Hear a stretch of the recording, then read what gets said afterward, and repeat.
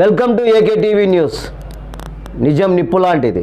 వార్తలు చదువుతున్నది ఉదయగిరి శివరాం. కడప జిల్లా ప్రొద్దుటూరు రాజారెడ్డి హత్య కేసులో అసత్య ప్రచారాలు ఆరోపణలు వస్తున్నాయని ప్రొద్దుటూరు నియోజకవర్గ టీడీపీ ఇన్ఛార్జ్ జీవి ప్రవీణ్ కుమార్ రెడ్డి ఇలాంటి అసత్య ప్రచారాలు పోలీస్ శాఖపై ఆరోపణలు చేయడం సబబు కాదని, ఆయన వద్ద ఎలాంటి ఆధారాలు ఉన్నా పోలీస్ శాఖకు సమర్పించాలని ఏఎస్పీ ప్రేరణ కుమార్ ఐపీఎస్ గురువారం సాయంత్రం 1వ పట్టణ పోలీస్ స్టేషన్లో ఏర్పాటు చేసిన పాత్రికేయుల సమావేశంలో వెల్లడించారు.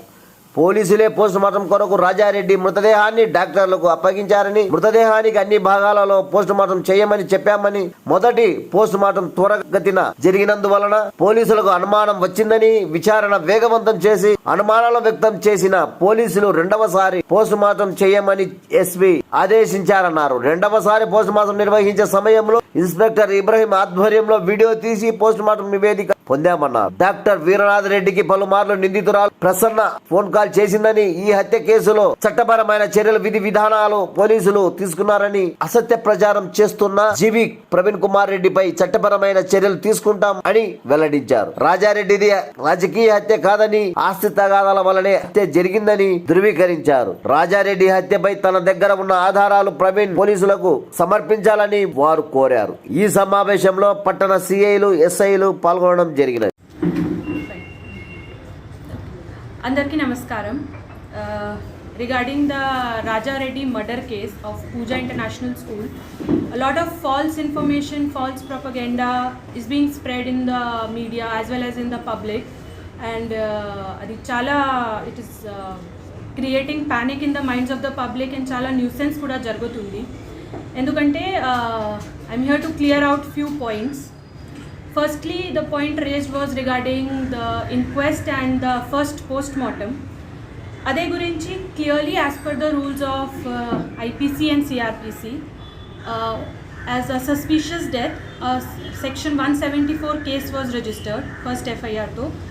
In that, requisition was made and panchayatdars were called, and inquest was held in the presence of the panchayatdars.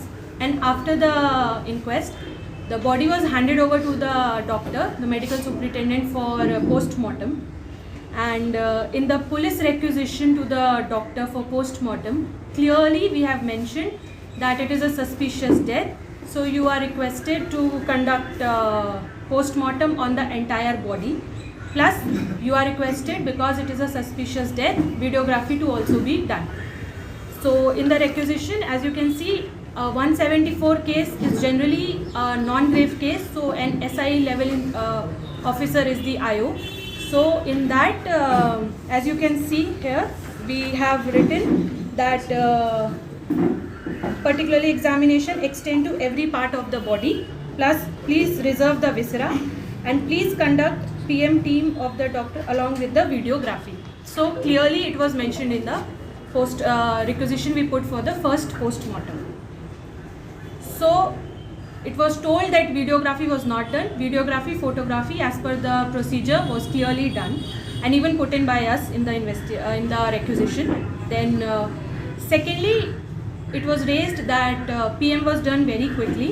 Yes, it was done quickly by the doctors. So suspicion arose to me also, and that is why the attendant along with the PM doctor, he was questioned by the IO. He told yes, a few procedural lapses are there.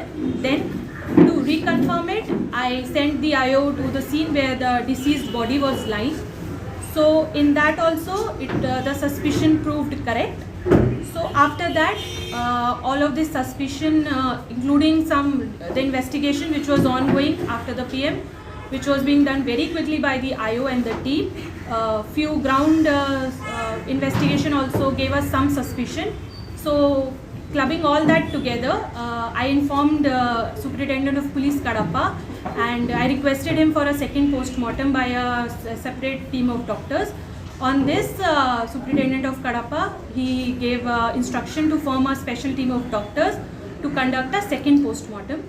So the next allegation that a third party was involved, which created pressure for the second post-mortem, is clearly wrong and is baseless, and it's just a rumor. During the investigation, when we were doing investigation, all suspicion, as I mentioned, arose On that account, it was the police who first gave the information to SP Kadapa and told that there is suspicious circumstances even after the post-mortem. So we request you to hold a second post-mortem also, and that is why on the investigation of the IO, a requisition was put for the second post-mortem on the instructions of SP Kadapa sir. And then the second PM law, after the second post-mortem, it came out, and the second post-mortem it came out that it is throttling and smothering. So because it turned into a murder case, that is why the IO was, because it's a grave case, the IO was made Inspector Ibrahim, and through that is when he took over the investigation. So also, just to clear out, the second post-mortem was also videographed properly. So that is there. And regarding the doctor's involvement, the doctor A5 who did the post-mortem, it was clear during the investigation that he colluded in the conspiracy along with A4, that is Prasanna lady. At the night of the murder, she made a call to the doctor 2 times. He was called to the hospital, and that is why he, being a part of the conspiracy, has been arrested and sent to remand under destruction of evidences and conspiracy. Regarding the other doctors present during the first post-mortem, as per the procedure of IPC, CRPC and certain Supreme Court guidelines, we have sent a special report from our side. Then it is up to the medical department to take medical, because of medical negligence, it is them to take action, disciplinary action as per the department rules. So that is there. Finally, I want to say that all the procedures of IPC and CRPC end till the remand thing.